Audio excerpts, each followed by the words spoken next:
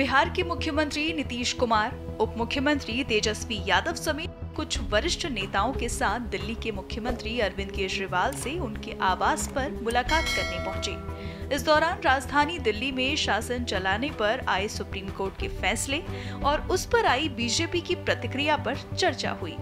जो supreme court का आदेश आया था, जिसमें सुप्रीम कोर्ट ने सारी पावर्स दिल्ली की चुनी हुई सरकार को दी थी, उसके बाद उसके 8वें दिन सुप्रीम कोर्ट का आदेश आने के 8वें दिन 8 दिन के अंदर उन्होंने अध्यादेश जारी करके सुप्रीम कोर्ट के ऑर्डर को पलट दिया।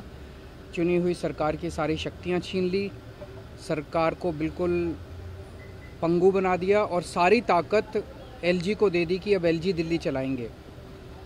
5-0 से जजमेंट आया था, पांचों जजों ने, संविधान पीठ ने जजमेंट दिया था, उस जजमेंट को पलट दिया 8 दिन के अंदर।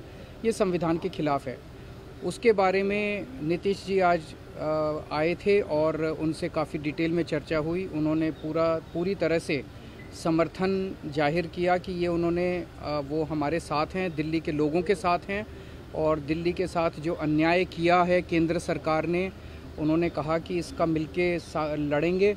और मैंने उनसे निवेदन किया, अभी वो पूरे देश के अंदर विपक्ष को एकत्रित करने में जुड़े हुए हैं। मैंने उनसे निवेदन किया कि अगर सारा विपक्ष इकट्ठा हो जाता है, नॉन बीजेपी सारी पार्टियां इकट्ठी हो जाती हैं, तो एक तरह से राज्यसभा के अंदर अगर ये इसको बिल के रूप में लेके आते हैं तो इसको बिल के रूप में हराया जा सकता है राज्यसभा के अंदर।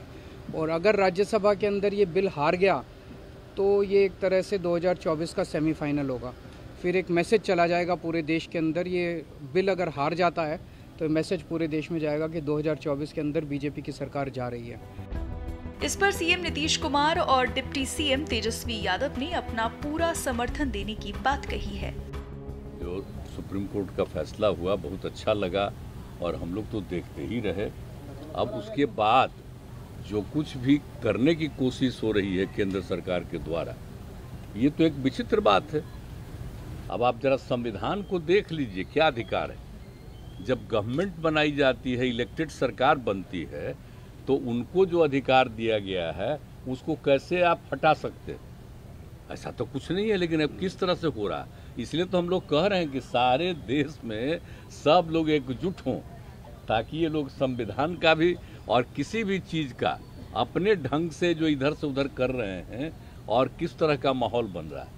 आप दिल्ली में इनको लोगों ने किस तरह से बहुमत दिया है और किस तरह से सब लोग साथ हैं। और हम लोग इस बात को मानते हैं कि काम कर रहे हैं, बहुत अच्छा काम कर रहे हैं। और उसके बाद सुप्रीम कोर्ट का भी फैसला हो जाए तो राज्य सरकार को जो अधिकार है काम करने का, उस काम को रोक दिया जाएगा। ये सब तो बहुत ही आश्चर्य का विषय है।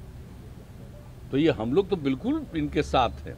और जो कुछ भी है, हम लोग जो आगे भी जो मीटिंग करेंगे, जो हम लोग कोशिश कर रहे हैं कि ज़्यादा से ज़्यादा विपक्षी पार्टियां एकजुट हो जाएं और मिल करके हम लोग पूरे देश में अभियान चलाएं, हर राज्य में अभियान चलाएं कि सब कुछ कानून का पालन होना चाहिए, आपस में सब लोगों के बीच में प्रेम और भाईचारे का भाव होना चाहिए। और जिस तरह से लोगों के बीच में विवाद पैदा करने की कोशिश होती है, उन सब चीज़ को बंद करना चाहिए। आज की मुलाकात ख़ास तौर पे इसलिए है कि जो लोकतंत्र है, लोकतंत्र में चुनी हुई सरकार को जो अधिकार मिले हैं और जिस प्रकार से जो नॉन बीजेपी स्टेट में जिनकी भी गवर्नमेंट है, बीजेपी लगातार उनको तंग कर रही है, परेशान कर रही है। तो जो परेशानी अरविंद केजरीवाल जी झेल रहे हैं, हम यहाँ पूरी तरीके से इनको समर्थन देने आए हैं कि इनके साथ अन्याय कर रही है केंद्र की सरकार। और जब सुप्रीम कोर्ट का जब जजमेंट आ गया तो सारी चीज़ें स्पष्ट हो गई, तो कुछ कहने वाली कोई बात ही नहीं है। लेकिन जिस प्रकार से इनको तंग किया जा रहा है या और दूसरे राज्यों में जिस प्रकार से केंद्र भेदभाव कर रही है उन राज्यों के साथ, तो ये कहीं से भी न्यायपूर्ण नहीं है। लोकतंत्र पर ये साफ दिखाता कि खतरा है। ये लोग संविधान को बदलना चाहते हैं, जो हर केस हम लोग मिल करके होने नहीं देंगे। और मान लीजिए अगर दिल्ली में बीजेपी की सरकार रहती तो क्या एलजी की हिम्मत होती इस प्रकार का काम करने की? तो एक बात से पूरी तरीके से हम लोग विश्वास के साथ कह सकते हैं, जितना भी अरविंद केजरीवाल जी को सताएंगे, तंग करेंगे, ये उतने ही मजबूत होंगे। और मैं पूर्ण विश्वास के साथ कह सकता हूँ कि बीजेपी कभी भी दिल्ली में वापसी नहीं करेगी। तो हम लोग सब लोग इनके समर्थन में हैं और सब लोग मिल कर के हम लोग जो है देश हित के लिए काम करेंगे। नमस्कार, मैं हूं मानक गुप्ता।